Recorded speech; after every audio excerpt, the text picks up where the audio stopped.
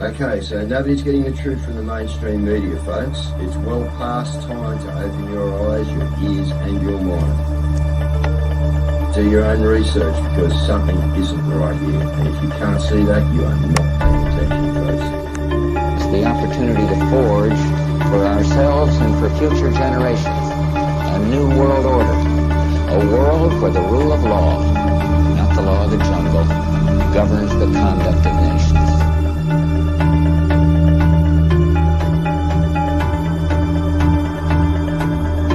So let's look at each one of these and see how we can get this down to zero. Probably one of these numbers is going to have to get pretty near to zero. Now that's back from high school algebra, but let's take a look. First, we've got population. The world today has 6.8 billion people. That's headed up to about 9 billion. Now, if we do a really great job on new vaccines, healthcare, reproductive health services, we could lower that by perhaps 10 or 15%. The important message that we need Australians to get vaccinated as quickly as possible. In line with that, I do encourage all Australians to please go and book your vaccinations as soon as you can if you haven't already done so.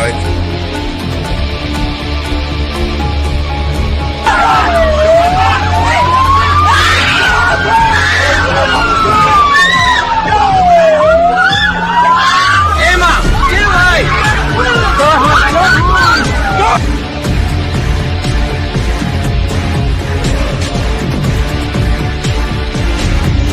When we are successful, and we will be, we have a real chance at this new world order, an order in which a credible United Nations can use its peacekeeping role to fulfill the promise and vision of the UN's founders.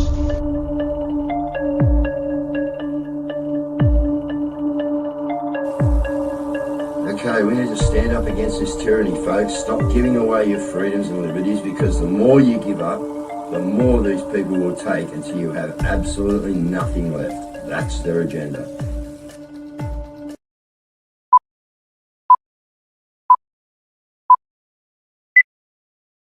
All right, good evening, people. This could be an interesting Friday night here.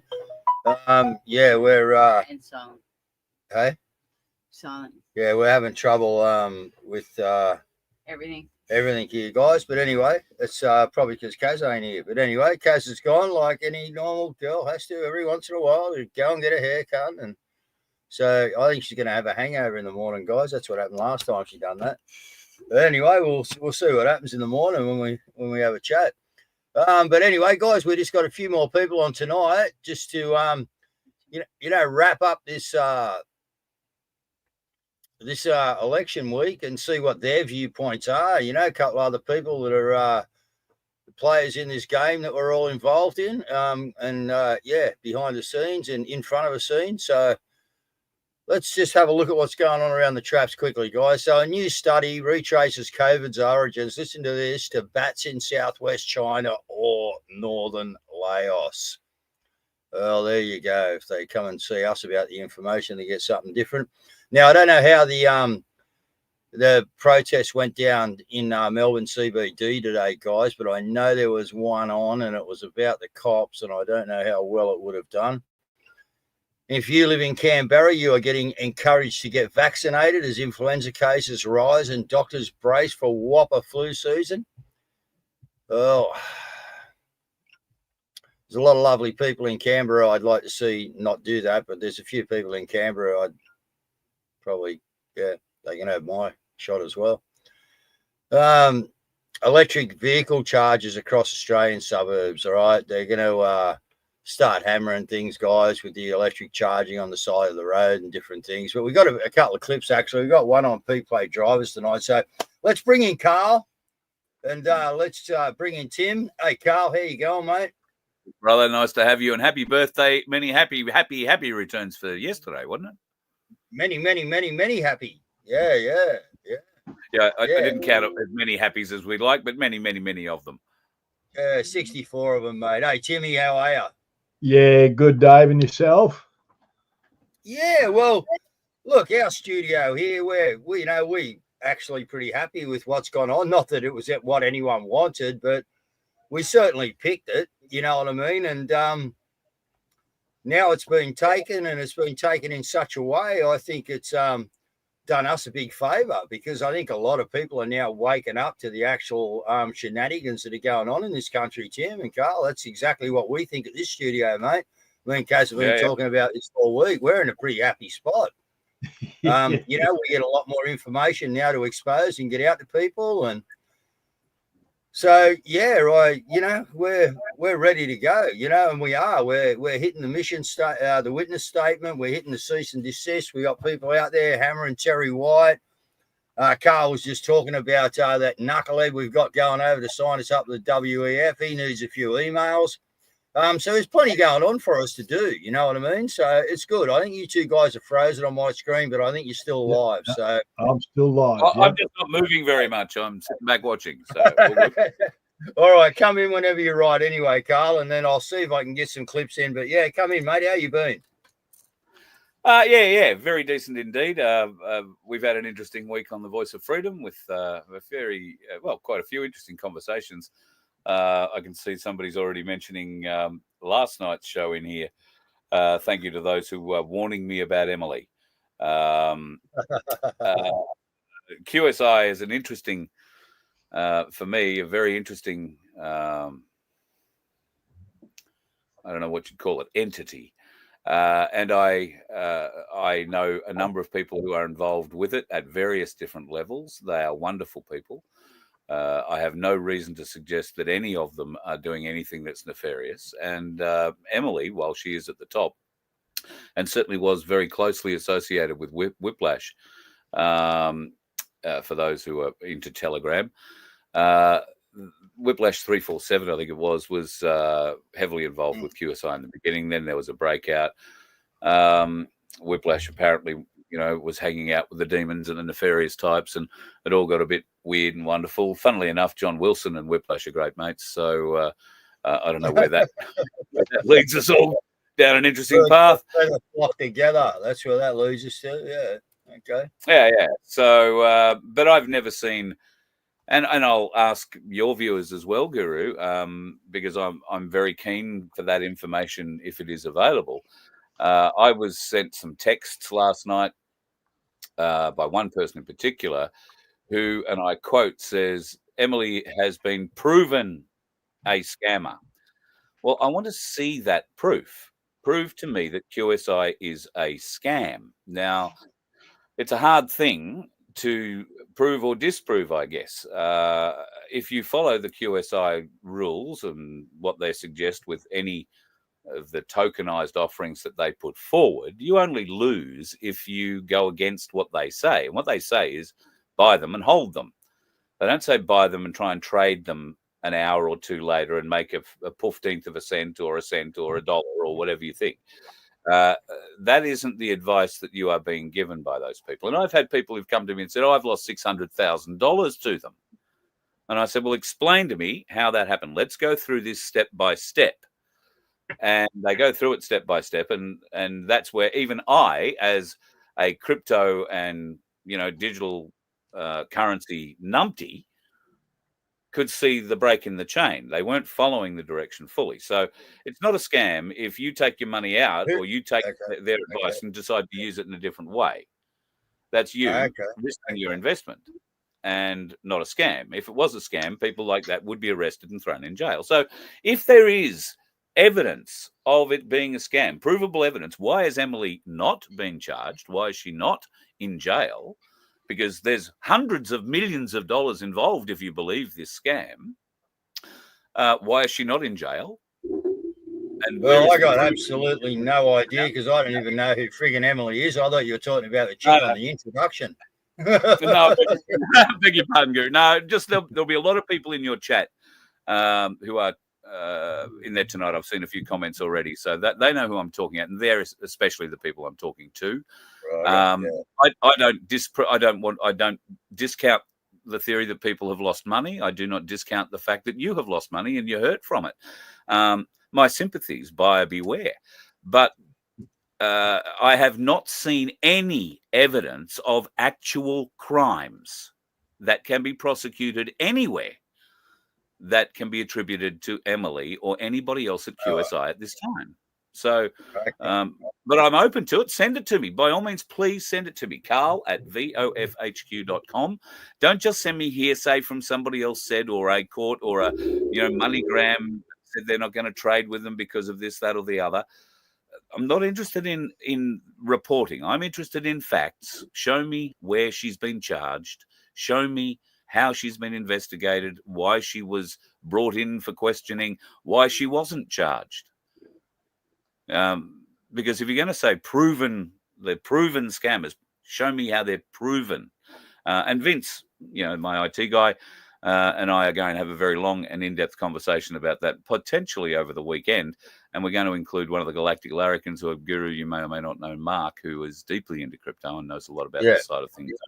So, yeah. All right. Well, you can sort that out because, I haven't got I don't deal with it, and I've never gone near it. I know about Whiplash and stuff like that and other people, but it doesn't really tickle my fancy, mate, at the moment. That's for sure. No, well, I'm not invested in QSI in any way, although I do feel I need to go and do some of the training at the very least, but we'll talk more about that on my show next week. I get more benefit out of talking about X39 patches and that sort of stuff, particularly with this bloke around, or hydrogen fuel systems, which that's better. Increasingly are on my mind. Well, let's have a look at something that actual Tim can get his teeth into, mate. I got him, And I got no Caz, so just let me go, you guys. But let's just have a quick look at this. Australia is still legally accommodated. I'm going to be a bit slow here, guys. Independent. Australia's founding, the 1901 Constitution, was created under British authority, not Aboriginal authority, and not even full popular authority. The 1901 Constitution is literally titled, "An Act to Constitute the Commonwealth of Australia," passed by the British Parliament, not by Australian people independently. Australia never fully severed from the UK Crown. The Queen of Australia is a corporate invention to create an illusion of sovereignty. 2. Australia is a registered corporation.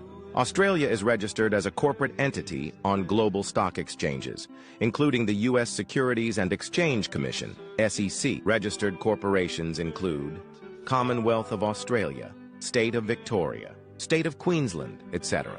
This means Australians are technically treated as corporate commodities under international trade law, not sovereign citizens. 3. No legitimate treaty with Aboriginal people. No formal treaty was ever signed between the Aboriginal nations and the British Crown. Under international law, this means Aboriginal sovereignty was never lawfully extinguished. Terra nullius, empty land, was a legal lie used to justify occupation, even though Aboriginal nations had complex systems of governance, trade, law, and land ownership. 4.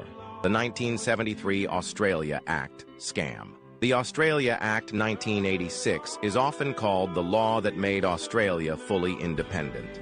Problem: the 1973 Royal Styles and Titles Act illegally removed the Crown from Australian law without proper constitutional referendum. The Australia Act 1986 tried to clean this up, but it wasn't passed by a lawful process in all states and territories, meaning Australia today exists in legal limbo.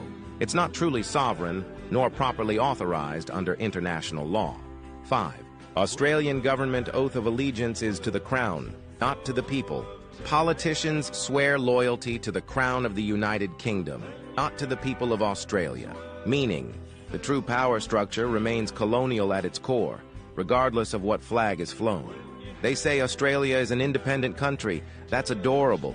Australia was created by an act of British Parliament, registered as a corporation, and is still legally bound to the Crown, the so-called Constitution, not even written by the Aboriginal nations whose land it claims to govern. No treaty, no lawful consent, no real sovereignty. But don't worry. I'm sure it's totally normal for a free country to have politicians swearing loyalty to a foreign monarchy while running a corporate trading entity registered overseas. Totally normal, definitely.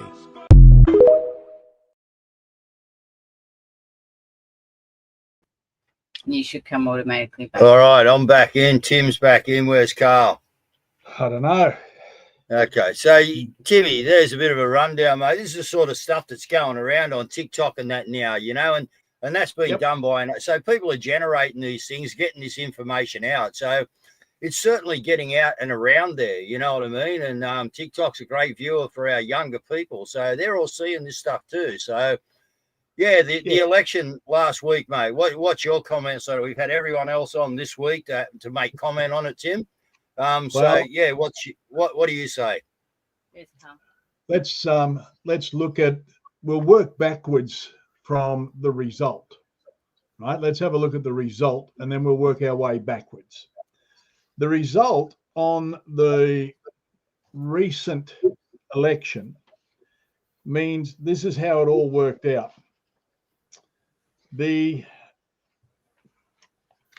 Of all the people available to vote, there was 18 million people available to vote, registered to vote, of which 4 million of them didn't bother, roughly, right? So even under the penalty of a threat of penalty of a fine, 4 million people didn't vote. Now, that between the people who didn't vote, between the 700, nearly 800,000 people who made donkey votes, and of the people who voted against Labor, basically 73% of the population voted against Labor or didn't vote at all, right? So they got in on a 27% margin. Well, they got in with 34% of those who actually voted. So it was 22% of the people who didn't vote that were eligible to vote. Okay. Now, when we look at that, of the people who were eligible to vote, of the 18 million, only 26% of those who were eligible to vote voted. So what we have is a country being governed by such a small minority, 26%, and 73% of the population don't like it, don't want them, and didn't follow their ideals.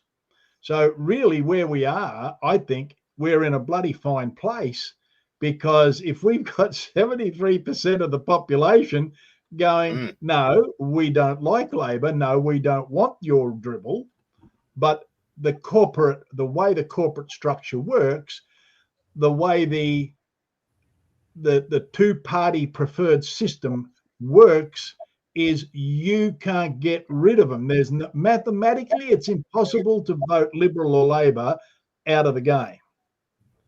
And so if we come back, yeah, go on. No, I was going to say, I was just going to bring something else in, and that is, if I can just find it, what's coming up for like our young, keep talking, Tim, and Carl, come in anytime you want. I can't see you, Carl, so keep going. I'll see if I can find this clip. Well, Tim, I was just going to, people might have seen a coin pop up on the screen there before. I was going to draw your attention to that coin. Ainsley Bullion, God love them, they look after a lot of the people in our movement very, very well. But they've got this new coin offering that is the 225th Australian Proclamation coin. And I would like people to take particular note of the crown that is on that gold coin. Tim, I'd really like you to have a look at it. Because as far as I can see, that almost looks like it's the correct crown. Well, let's have a look. I'm just putting it in for you now, Carl. I'm just having trouble, mate. No, it's in.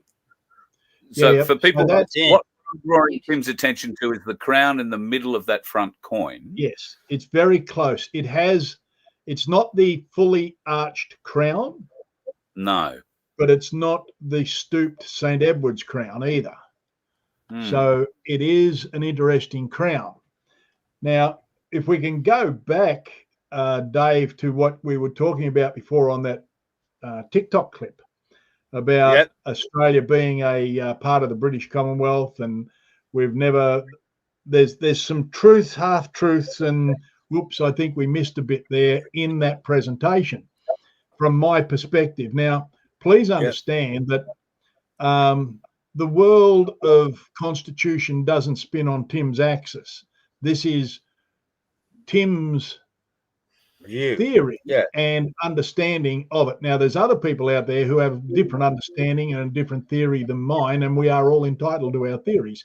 So what I'm going to say is this, that the Constitution of the Commonwealth was put together to A, stop the states from warring between themselves, and B, to bring the country together so as that they could collectively protect themselves from outside if they had to. And it was better for trade as well. Now, the Constitution took 10 years, or actually it was nearly 12, but we'll call it 10 years to put together by the framers of the Constitution going around the country.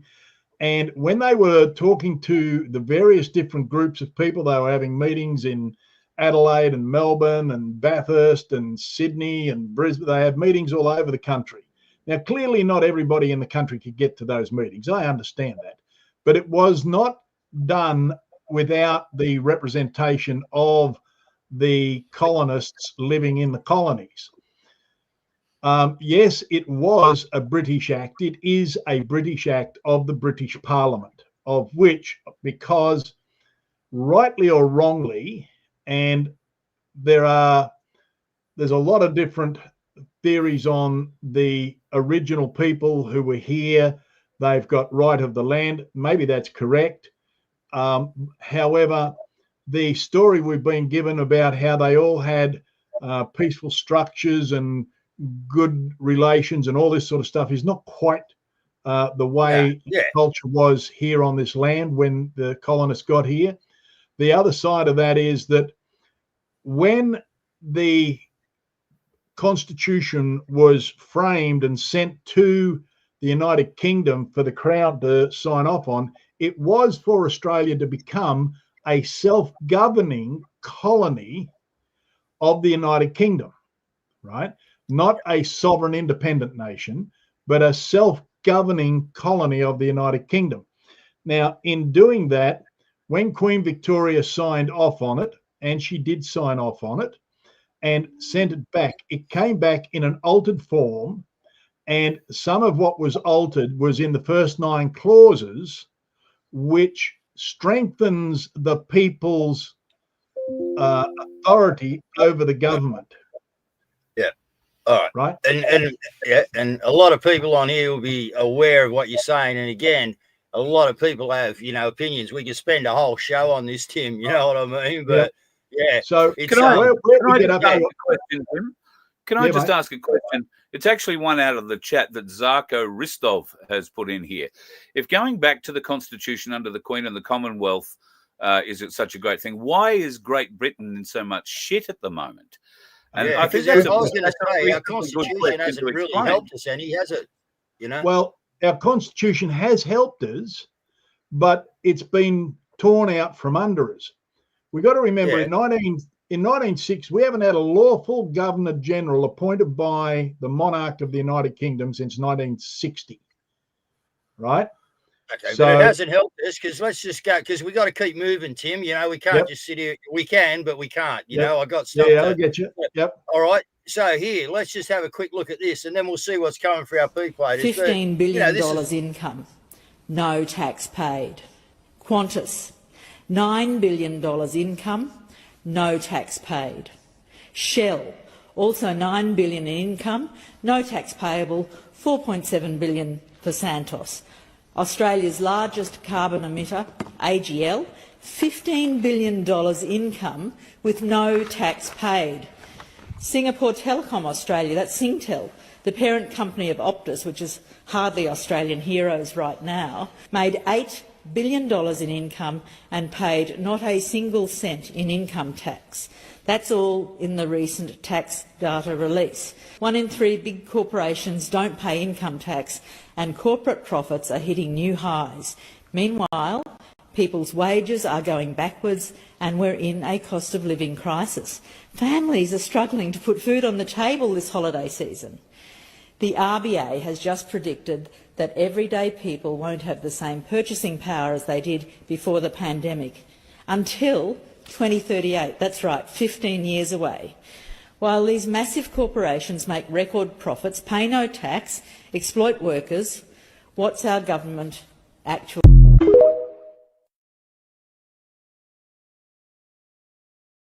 Absolutely spot on. And the reason our constitution hasn't helped us there, Guru, is because not one member of any political party is operating under the constitution. They are all operating unlawfully outside of it. But the average punter thinks, well, it sounds about right. It's the Queen of Australia. We'll have a royal commission. All these words sound about right. Now, on income tax, if you work for yourself, if you're self-employed, my question to you is, why do you bother to pay tax? Yeah, you shouldn't be. Oh, a lot of our people don't, mate. Yeah, we're well educated on that. We don't pay tax. I don't pay tax. I haven't paid tax for years. Why should you? It's illegal. All you're doing is funding child rapists and wars. Yeah, it's quite simple.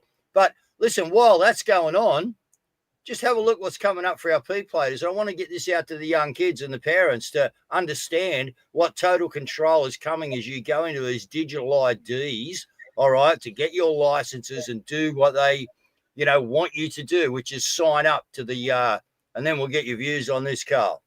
If you're a P-plater, you need to watch this video because they're changing the laws. As of August 2025, the Albanese government is making life harder for all of us P-platers and upcoming P-platers. I'll go in order from least crazy to most crazy changes. The first one being, if you're a P1 driver or a red P-plater, you're not on your red P-plates for 12 months anymore. Now it's 18 months. Same thing, as a learner, it's not 120 hours of driving, it's 150. The next change is a curfew on drivers under 21 years old. So if you're under 21, you cannot drive your car as a P-plater between 11 p.m. and 5 a.m. unless it's for work, emergency or school. If it's for any other reason, you can't drive your car between those hours. I told you it would keep getting crazier. The next one is between 16 and 21 years old, you can only have one passenger in the car, so you can't have a carload full of friends. The only exemption to this is if they're outside of that bracket, or if you have a full licensed supervisor, they can supervise you while you have more than one person in that age bracket. Next, there's a zero leniency for using your phone while driving. You can't have it in a hands-free system, you can't have it connected to your car, you can't be listening to music. Your phone cannot be in use at all while driving as a P-plater. Are you ready for the craziest part? Make sure you're sitting down because you might pass out. They want to double all fines for P-platers price-wise and also increase demerit points. Along with that, they also want more policing out there to pull over P-platers for welfare checks. Come on, man. So the apprentices and the uni students and the sit-at-home kids on their P-plates, well, they're going to go broke if they get any fines because they're now double. That's what our government is worried about. More legislation, more control. The young kids need to see what's coming for them. I've been telling the hot rod riders down here, these guys, mate, you're not going to be able to have these V8 cars soon. But yeah, that's what's coming, Carl. Not at all surprised. I actually think it's probably a good thing because the young people of today have been indoctrinated into just essentially believing what they're told. And as I found out through personal experience the other day, a niece of mine decided she was going to have some interesting questions about the Sescu v Trust. Well, she was going to make statements, and that was to begin with that it didn't exist. The conversation was pretty short-lived, but I later went on to find out that where she'd gained all her information from wasn't Google, which I'd suggested. Maybe Google wasn't the best place to go and get your information from. Apparently, kids of that sort of age these days go to ChatGPT for all their information. So, God help us. So, I suppose there are any one of those measures to me is going over the top. But the one that's going to wake up the kids the most and wake them up to the tyranny of this government, the tyranny of this unlawful corporation that is riding roughshod over them, is access to their phone. Not having access to their phone while in the car for 3 years. I beg your pardon, that will extend for the learner driver period time as well. So that's closer to no phone access while you are in the car at all. I don't know what you got to do. You got to take your phone and put it in a Faraday cage inside the car somewhere. And maybe they got the technology now to know whether you're traveling with a phone in that car. So, maybe Well, the police would have access to the phone number. But, I mean, we've all experienced it these days when you're, well, maybe not in the country, but in the city areas where you find motorcycle coppers, and particularly unmarked motorcycle coppers, which are in Queensland. I'm not sure if they're in every other state. Just looking in your window, Yeah, they'll just come past and they've got a camera on their helmet and they just look straight down in on you. And if you are talking on your phone or if you are singing along to a song, now they didn't say you weren't allowed to put the radio on. So Kyle and Jackie, or drink your coffee or eat your hamburger from McDonald's. You can do all that. Just don't have your phone. Or put your makeup on. Yeah, the point is control. We're seeing more of it, and this is what's coming to. It's going to wake people up. I think. So, Tim, you got a quick answer or response on that? Oh, sorry, Carl. Yeah, just quickly. It's very interesting. We got to understand it is all about control.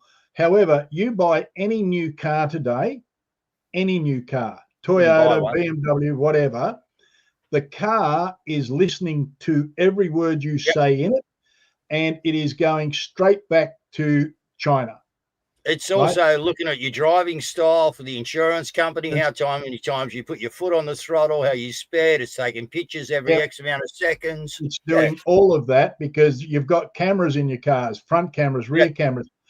I would not own a late model motor car if somebody gave it to me. I just wouldn't own one. No, I got no interest in having one either, mate. We all need to go back and be driving things with no computers. But they've outlawed those cars now too. They're going to. Well, they're going to try, Carl. This is the whole off the road. I think by 2032. That's it. This is why we got to wake people up to what they're doing. Because we don't want this. But look, here's just a quick one here. I just thought this was very interesting. But here we are. We got all this control, this, that, and the other. Have a look at this poor kid. I don't know whether you've seen this one or not, but just 24 and from suburban Sydney, Emmanuel Liddon today made legal history. Do you regret what you did? All because of a hobby. He had a stamp collection, a coin collection, a banknote collection, and this was the latest collection he moved on to. Collecting all the elements of a periodic table. Billionaire Bill Gates has one. Liddon needed plutonium and uranium, so he went on the internet and ordered them in from the United States. But the delivery to his parents' home in Arncliffe triggered a nuclear emergency. Border Force, police and fire crews in hazmat suits shut down streets as they searched the building. Liddon found himself to be the first Australian to be prosecuted for importing nuclear material into the country.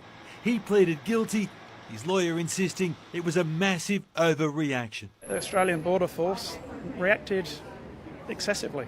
The court heard the samples of uranium and plutonium were so small they were safe to eat. The prosecution pushed for a custodial sentence to deter others, but Liddon not only escaped jail time, but a criminal conviction as well. Instead, he was placed on an 18-month good behaviour bond. It was an offence that was so far below what the prosecution thought that they would ask for that it's just ridiculous. He's given up on the periodic table and he might just stick to coins and stamps. Damien Ryan, 9 News.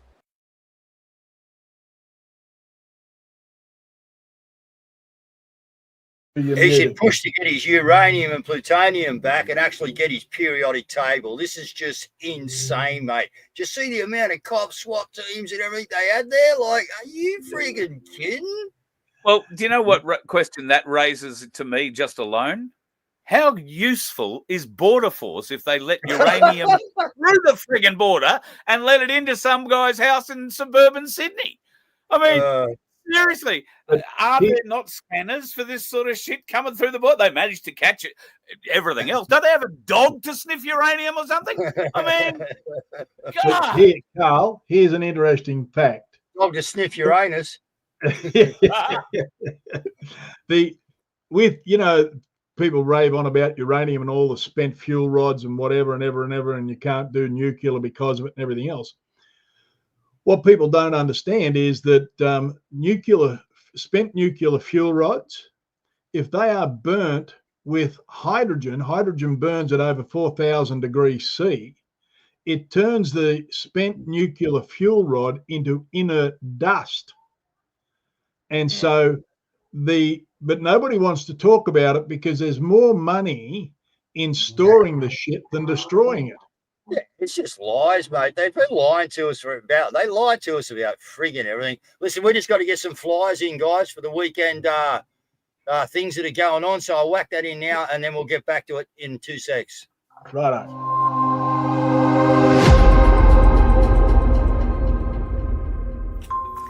And the Mondays at Maggie's crew is calling for tools down. It's time to stand together. A corrupt and tyrannical government is crushing industries, stripping freedoms and silencing voices. This affects every worker and every business. New South Wales under a corrupt government. Enough is enough. We won't stay silent and we demand action. So join us every Monday at the Governor's House in Sydney at 11 a.m. And on Mondays, don't forget Mondays at Maggie's, the Frank and Charles podcast. They will be hitting the streets this week. Mondays at Maggie's. And there is a call out to put Forests of the Fallens outside of the courthouses across the nation. There is a call to action. Friend of the show, Jackie Dundee, is asking for email and letter support for Dr. Beverly Pearce and Rod Cullerton in regards to fighting the vaccine mandates in the High Court of Australia. She's also asking for a complaint to be made in the High Court with regards to Justice Beach Jones.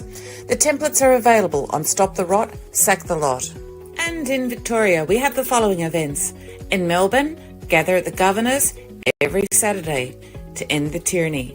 10 a.m. every Saturday at the Governor Gates. And join the Justice of the People in Melbourne every Sunday at 4:30 p.m. for a remembrance at the Shrine of Remembrance, lest we forget. And there will be a Forest of the Fallen at Williamstown, Commonwealth Reserve Pavilion, Simi Street, Sunday the 18th of May. The setup is from 10 a.m. And for the people, by the people, the people say no to 15-minute cities on Monday, May 12th, 6 p.m, Fed Square. Meeting in Fed Square at 5:30 p.m. sharp. And check out Dan Tilda's new t-shirt designs featuring the QR code, the event number of the witness statement documentary. A daily prayer space is held on X at 3 p.m. So whatever you're facing, come along and we can lift you up in prayer. Every day, 3 p.m. on X. Melissa 146233923.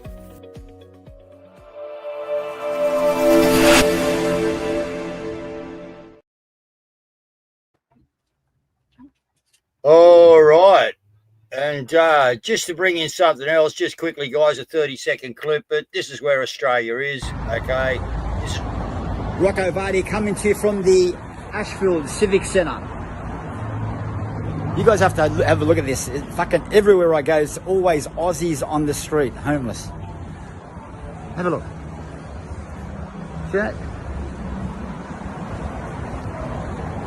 Poor old Aussie lady.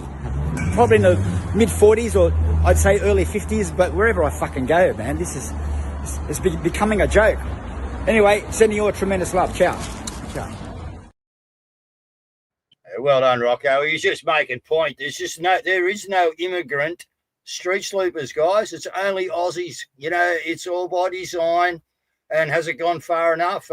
Tim or Carl, what do you think? Well, do you think it's gone far enough and this country needs to actually stand to do something about it, because it's getting really overboard now? Well, you're absolutely right. It was overboard 10 years ago. Yeah. And so the whole idea of it is when you understand their process, you can see what's happening. It is to wipe out they want the whole world brown, not necessarily black, not white, definitely not white, but brown. And years and years and years ago, when I was a kid, there was a song that went something along the lines of, what we need right What we now need is a great big mountain pot, big enough for the people, and turn out coffee-coloured people by the score, right? Yep. Now, here we are, and that's exactly where we are. I travel a lot. Corinne and I travel a lot, and it doesn't matter which city in which state we go to. We book into a motel, and you've either got a Asian or an Indian or a Pakistani running the place. Yep. Trying to find Australians behind the desk is a real trick. Now, am I being racist? No, I'm being cultural awareness. We need to protect our culture. And if people want to put a label on it and call it racist, you go right ahead. But I'm not racist. I'm biased about losing my culture, my heritage, and our children's future. That's what I'm biased about. Well, Albo's got heaps more coming in, Carl. What do you think about it, mate? He's really going to step it up on the immigration department. It's already done, you know. As you say, that jerk, who was it, Carl's over there signed us up, the WEF now. Tell the viewers about that, Carl. Yeah, so Mark Butler is on his way, sitting in a government-funded plane, should I say an Australian taxpayer-funded plane. Oh, you see the new planes he got coming? Carl, did you see the new planes he got? Wow. Anyway, sorry, go on. You can't be trying to talk to the Americans and, you know, be flying around in something that's 10 years old when you've got to park it beside Air Force One. That just doesn't look the part. I think at the moment Butler's going over to sign us up to the WHO, the World Health Organization's pandemic treaty. Vince and I were talking about this in my show earlier tonight, and I think the question needs to be raised. Is it, under whose authority is he doing this? Even if you want to believe the corporation that's running the country. I'm not aware that there's been any swearing in ceremony yet for any of the new government. So unless this bloke has gone and had a private swearing in ceremony with the Governor General in Canberra before he left, and I'm not sure that that can happen without the Prime Minister having been sworn in, then under whose authority is he going to be signing this WHO pandemic treaty with? So I don't know that I can share it, but his email address is very simple, and I would love as many of you as possible. Yeah, put it out there. Off an email just to tell him just what you feel about Australia being signed along with some other numpty nations to the World Health Organization's pandemic treaty, which essentially will allow the World Health Organization to dictate what happens to we the people here in Australia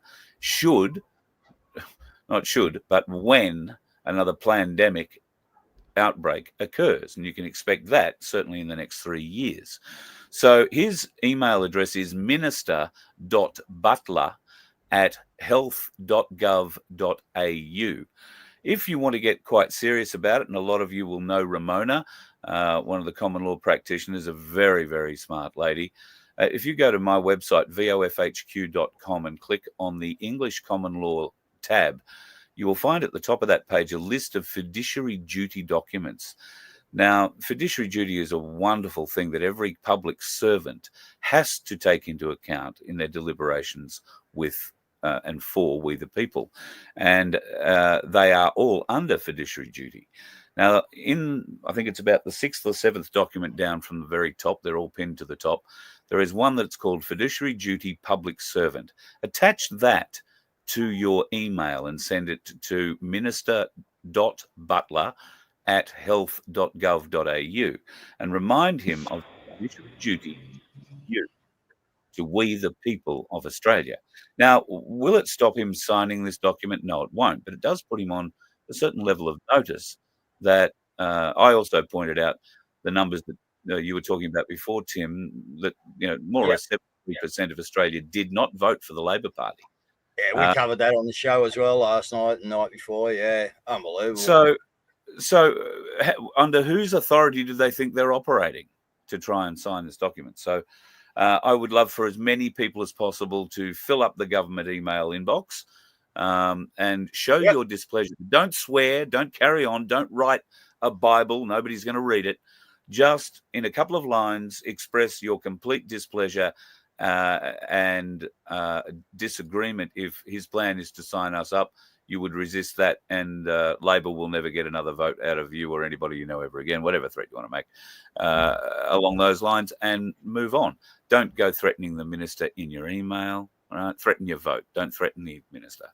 That can turn out very badly for you in the long run. And you can do that on Carl's website, our website, guys, at stoptherightsuckerlot.org. You can go and get the cease and desist, the witness statement, all right, and get these things out as well. Grab the links, bang, whack them out there. 100%. Yep. There's so much detail out there for people to grab. And like you say, you've got a heap of it. We've got some of it. There are many others. Tim lists stuff for all the time. And in the future, there will be a lot more. And I hope, and I think it's Tim's hope, and I'm sure it's yours too, Guru, that all of us can come together with all our various different points of information, our various contacts, our various pieces of the puzzle, and start bringing one solution for us all to get behind and move forward. That's my hope. Yep. Thanks, Carl. Tim? Yep. Yeah, look, the WHO treaty, which is actually now in the hands of the United Nations, there's never been a bigger den of vipers ever to walk the face of the earth than the United Nations.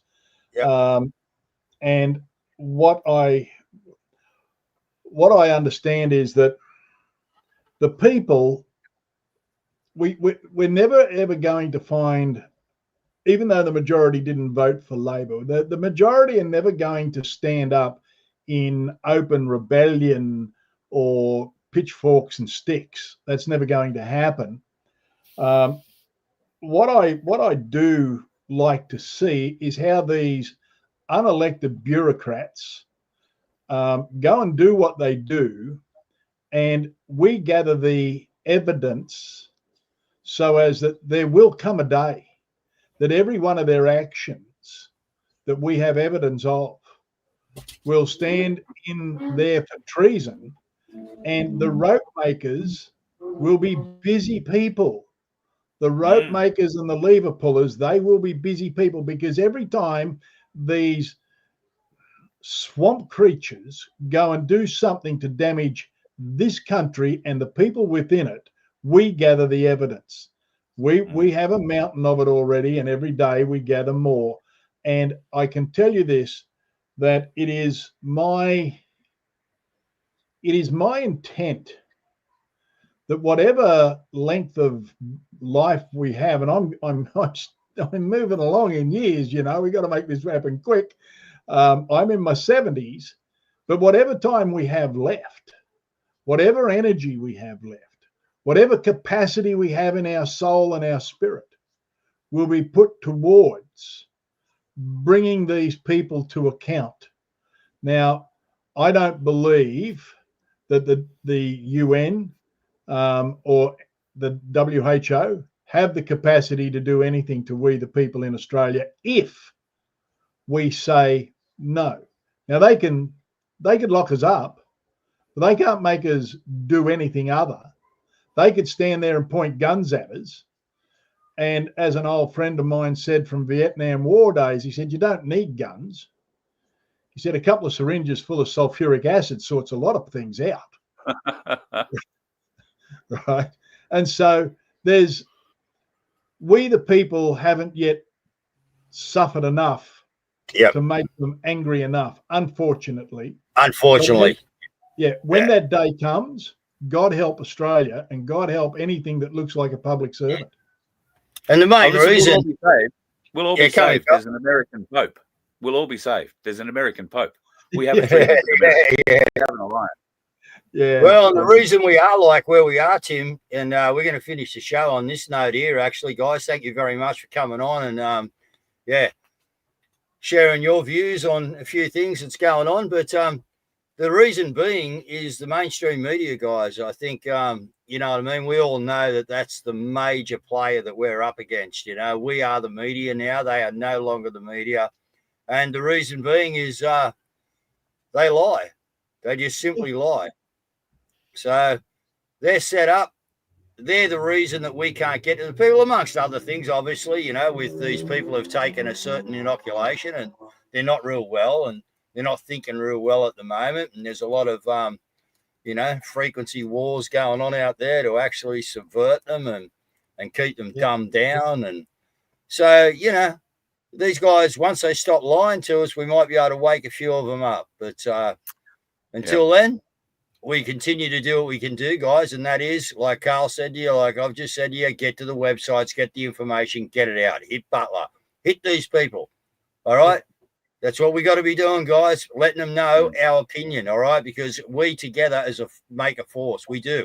You've seen this little channel make a difference before, guys, right? And, you know, we get other people in and things like that happening. And, yeah, you guys, we ask, you guys react, and it's absolutely brilliant. So let's let this dickhead know that we're not happy about where he's gone to and what he's tried to do, fictitiously, of course, but they're going to use the mainstream media to put it out there that this is what we've done. So thanks again, guys. I'll end it there. Have a great weekend. We'll talk to you soon. Remember, folks, your silence is compliance, tacit compliance. Your silence is tacit compliance. Don't be silent. Be heard. Stand up, speak up. Let's go.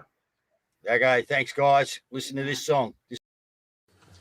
1, 2, 1, 2, 3, 4.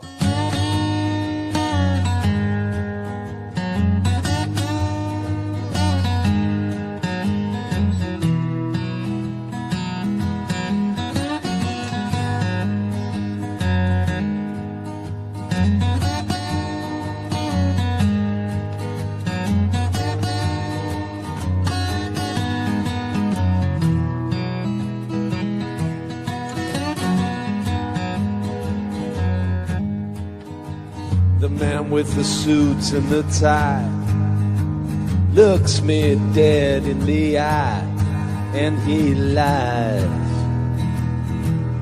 Yeah, he lies.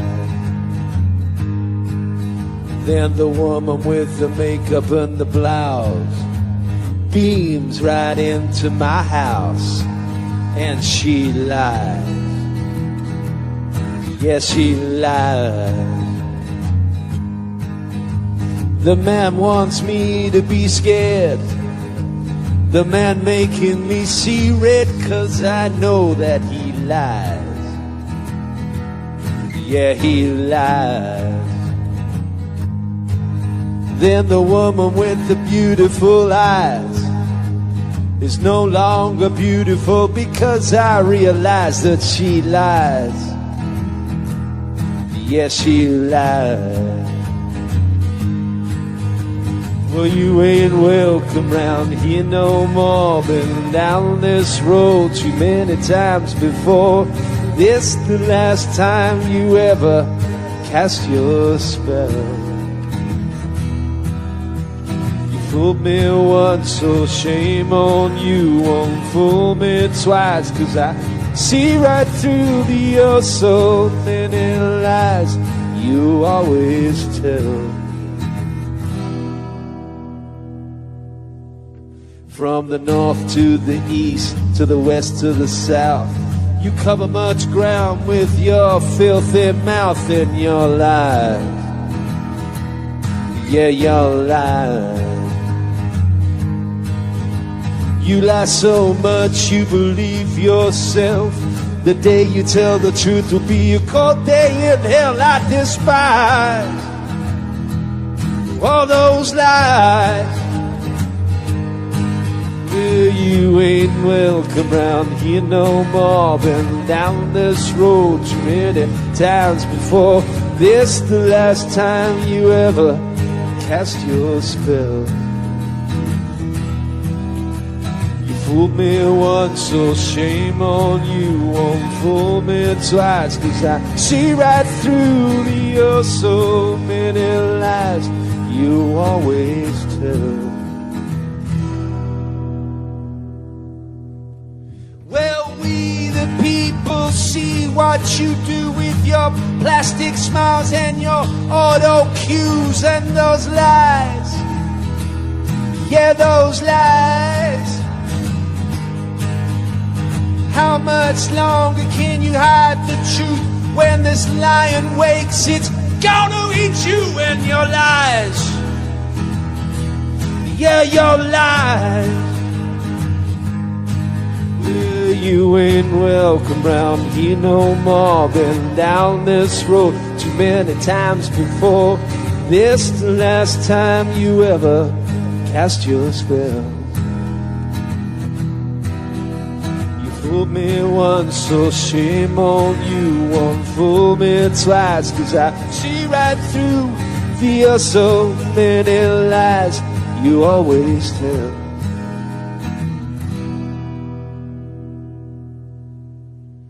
The man with the suit and the tie looks me right dead in the eye, and he lies.